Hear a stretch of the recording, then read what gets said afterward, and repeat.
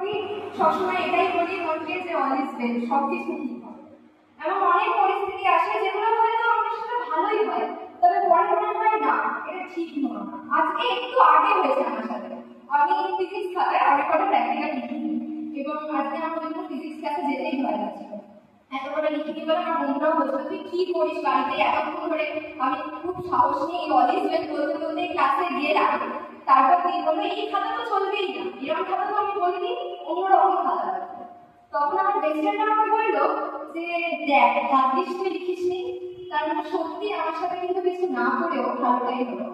এখন নিজেকে বলতে ইচ্ছা করছে সত্যিই অল ইজ ওয়েল। এখন ভীষণ বাঁচতে বাঁচতেও বুঝছিলাম অল ইজ ওয়েল, আর তারপর যখন দেখলাম দুটো অপশনের মধ্যে কোনটা বাঁচবো তখন ভাবলাম এটাই বাঁচবো, হয়তো এটাই আমার জন্য পজিটিভ, এটাই আমার জন্য ভালো, এটাই হয়তো ঠিক। কিছুদিন আগে আমার মাধ্যমিক পরীক্ষা ছিল, আমি অঙ্কে বিশাল ভয় পাই, আমি ভাবিনি আমি অঙ্ক পরীক্ষা এত ভালো দেবো। আমি অঙ্ক পরীক্ষা দিতে যদি যাই আমি খুব কাঁদছিলাম, আমার মা বলছে কিছু হবে না কিছু হবে না। তারপর যখন প্রশ্ন পেয়েছি আমি জাস্ট চোখ বন্ধ করে বসেছিলাম কি হবে কি হবে।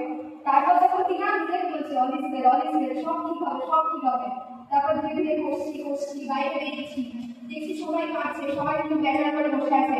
আমার মা মনে একটা হয়ে গেছে, মা বলছে কি হয়েছে সব ঠিক আছে তো?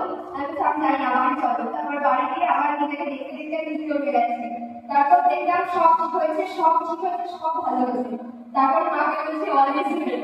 আর তারপর যখন রেজাল্ট বেরোলো এবছর আমি সব থেকে বেশি নাম্বার অঙ্কেই পেয়েছি। আর এখন আমার মনে হচ্ছে যে জানি না কি হবে, এখন আমি কি বলছি আমি জানি না।